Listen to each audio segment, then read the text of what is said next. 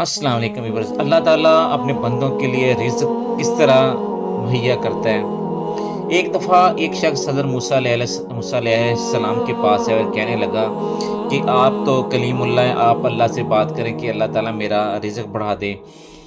کئی کئی دن کے فاقے رہتے ہیں تو مجھے رزق نہیں ملتا جیسے میں چاہتا ہوں۔ تو حضرت موسیٰ علیہ السلام اللہ تعالیٰ کے پاس کی اور اس کا آدمی کی درخواست اللہ تعالیٰ کو پیش کی، تو اللہ تعالیٰ نے کہا کہ اس کا رزق تھوڑا ہے، قلیل ہے، تو اس کو تھوڑا تھوڑا کر کے ہم دیتے ہیں۔ تو انہوں نے کہا کہ بھئی تمہارا رزق تھوڑا ہے، تو اللہ نے یہ کیا کہ تھوڑا تھوڑا کر کے تم کو دیتے ہیں۔ تو اس نے کہا کہ آپ اللہ سے دوبارہ بات کریں اور ان کو کہ میرا جتنا بھی رزق ہے نا میرا باقی، وہ مجھے ایک ہی دفعہ دے دیں۔ تو حضرت موسیٰ علیہ السلام پھر اللہ تعالیٰ کے پاس گئے اور اس سے جا کے اللہ تعالیٰ سے کہنے لگے کہ یا اللہ، تیرا بندہ کہتا ہے کہ جتنا بھی رزق اس کا ہے نا، تھوڑا تھوڑے کے بجائے ایک ہی دفعہ اس کو دے دیں۔ تو اللہ تعالیٰ نے کہا، اللہ تعالیٰ نے اس کو نا سارا رزق ایک ہی دفعہ دے دیا۔ تو جیسے اس کو سارا رزق ایک دفعہ ملا نا، تو اس نے اس کو لوگوں میں بانٹنا شروع کر دیا، یعنی وہ لوگوں کو اس نے اعلان کر دیا کہ جو بھی کوئی بھوکا ہے یا وہ ادھر آ کے ڈیلی نا کھانا کھایا کرے ہر روز۔ تو موسیٰ علیہ السلام کہتے ہیں کہ میں نے نا اس کو بڑا سمجھایا کہ بھائی تمہارا تھوڑا رزق ہے، تمہیں ایک ہی دفعہ مل گیا، تو اس کے بعد میں وہ رزق کی مل گیا ہے۔ تو اس نے کہا کہ کوئی بات نہیں ہے، یہ میں نے لوگوں میں جو رزق ملا میں لوگوں میں تقسیم کرنا شروع کر دیا۔ موسیٰ علیہ السلام کہتے ہیں کہ میں ایک ہفتے کے بعد گیا تو اس کا رزق ویسے ہی چل رہا تھا۔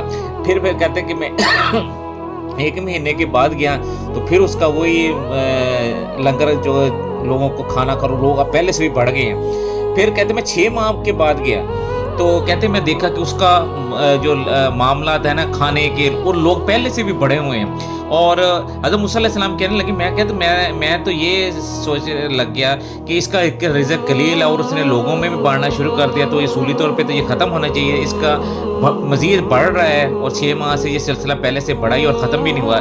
تو حضرت موسیٰ علیہ السلام کہتے ہیں میں نے اللہ تعالیٰ سے پوچھا کہ یا اللہ یہ کیا ماجرا ہے، مجھے سمجھ نہیں ہے۔ تو اللہ تعالیٰ فرماتے ہیں، کہتے ہیں کہ یہ ہمارا قانون ہے کہ رزق واقعی اس کا تھوڑا تھا، اور لیکن جب اس نے بانٹنا شروع کر دیا نا، تو ہمارا اللہ تعالیٰ کہتے ہیں کہ میرا قانون یہ ہے۔ سبحان اللہ، کتنا پیارا اللہ ہے اور کتنا مہربان اور کیسا ہمارا خالق اللہ ہے۔ تو اللہ تعالیٰ فرماتے ہیں، کہتے ہیں کہ ہمارا قانون یہ ہے کہ جو ہماری راہ میں خرچ کرے گا نا، تو اس کو 10 گنا اس دنیا میں اور 90 گنا اس آخرت میں ملے گا۔ تو اس نے ہم نے جو اس کو رزق اس کا تھا وہ سارا دے دیا، تو اس نے بانٹنا شروع کر دیا، تو ہم نے اس کا 10 گنا رزق بڑھا دیا۔ تو ابھی یہ دیتا رہے گا تو اس کا رزق بڑھتا رہے گا۔